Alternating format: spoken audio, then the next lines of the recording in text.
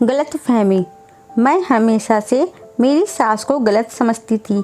हर छोटी छोटी बातों पर उनके साथ झगड़ा करना तो जैसे मेरी आदत ही बन गई थी। मेरे पति मुझे समझाने की बहुत कोशिश करते, लेकिन मैं सिर्फ अपने में ही रहती। एक दिन मैंने देखा कि मेरी सास, मेरा नाम आरती है, मेरी शादी रमेश से 5 साल पहले हुई थी। अब हमारे एक बेटा था।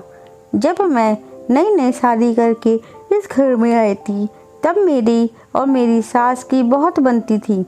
लेकिन जैसे जैसे दिन निकलते गए, वो मुझे बिल्कुल अच्छी नहीं लगती, क्योंकि वो चुगलखोर थी। मैं जब भी पड़ोसियों के घर जाती, तब पड़ोस की आंटी कहती कि तुम्हारी सास आई थी, बहुत बुरा भला कह रही थी तुम्हारे बारे में। मुझे उसी समय गुस्सा चढ़ जाता और मैं घर आकर उनके साथ झगड़ा करती। खैर, ऐसे ही दिन निकलते गए। एक दिन मैं अपनी घर पर बैठी थी, तभी मेरे पीहर से कुछ रिश्तेदार आए। वो पड़ोसी गांव में किसी फंक्शन में गए थे। तभी उन्होंने सोचा कि जाते जाते मुझसे भी मिल जाए।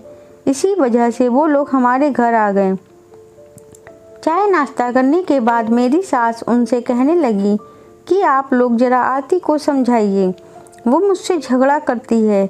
मेरी तो दिमाग ही खराब हो गया कि आखिर ये माँ जी चाहती क्या है। अब मेरे पीहर वालों को भी भड़काने लगी है।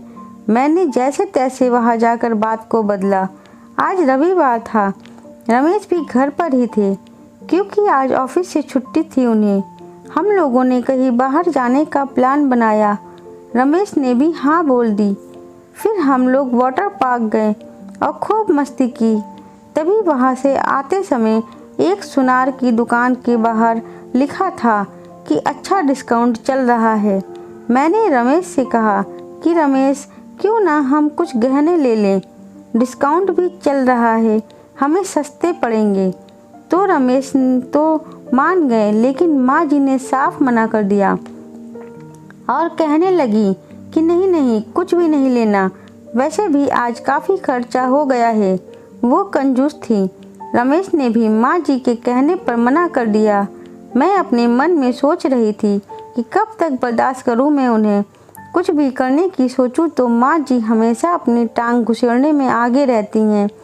अब तो मेरे सहन करने की भी शक्ति खत्म हो गई। मैं यही सब सोच रही थी, इतने में घर आ गया। हम लोग पूरे थक चुके थे और खाना भी बाहर से खाकर आए थे, तो सीधा अपने कमरे में सोने चले गए। कमरे में जाते ही मैंने रमेश से कहा कि क्या चल रहा है ये सब। माँ जी कभी भी मुझे अपने मन का नहीं करने देती। आखिर चाहती क्या है वो मुझसे, जो इतने रोक टोक लगाती रहती हैं। रमेश ने मुझे बैठाया और कहा कि आरती, तुम नहीं समझ रही हो, अक्सर बड़े बुजुर्ग हमारे भले के लिए ही रोक टोक लगाते हैं।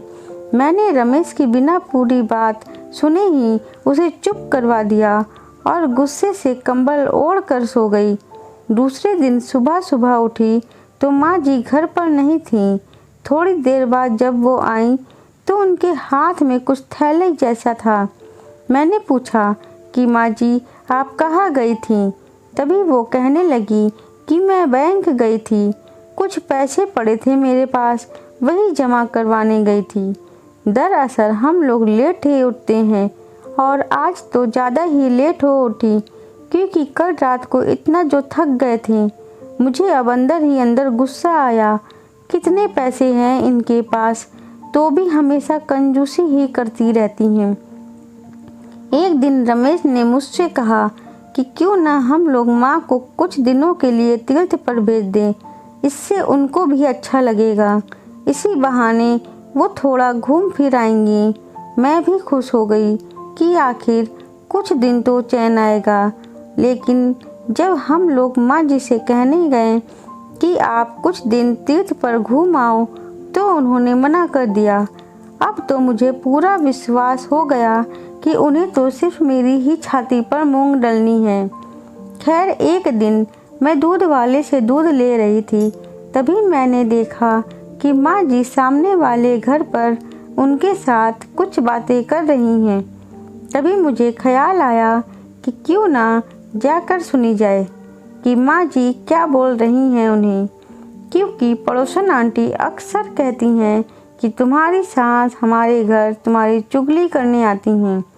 मैं वही दीवार के पास खड़ी होकर सुनने लगी। तभी मैंने जो सुना उसके बाद तो मेरी हालत ख़राब हो गई। मैंने सुना कि पड़ोस वाली आंटी मेरी सास से मेरी ही चुगली कर रही हैं, लेकिन माँ जी उन्हें पलट कर कहा कि बहन ऐसा मत बोलो, मेरी बहू बहुत अच्छी है और गुणवान है, वो मेरा बहुत ख्याल रखती हैं। उनकी इस बात ने मुझे अंदर से पूरा बदल दिया था। मैं घर आ गई। अब मेरी आंखों से आंसू बह रहे थे। मुझे अफसोस हो रहा था कि मैंने लोगों की बातों पर विश्वास करके अपनी देवी जैसी सास पर चिल्लाती रही। तभी वो कहने लगे कि मैंने कहा था ना कि माँ जी ऐसी नहीं हैं, और हाँ आरती, माँ जी बेवजह कंजूसी नहीं करती हैं, वो तो हमारा ही भला चाहती हैं, ताकि आज हम कम खर्चे करेंगे तो आगे चलकर दिक्कतें नहीं झेलनी पड़ेंगी। मेरी आंखें अब खुल चुकी थीं। मैं बस यही सोच रही थी कि माँ जी से नज़रें कैसे मिला पाऊंगी। मुझे बार बार पश्चाताप हो रहा था।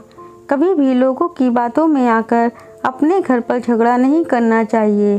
साथ ही अपने घर के बड़े बुजुर्गों की सब बातों का मान रखना चाहिए, क्योंकि वो कभी बुरा नहीं सोचते हमारा। उनकी आज की गई रोक टोक कल को जाकर हमारे ही काम आती हैं। दोस्तों, उम्मीद करती हूँ आपको हमारी कहानी ज़रूर पसंद आई होगी। धन्यवाद दोस्तों।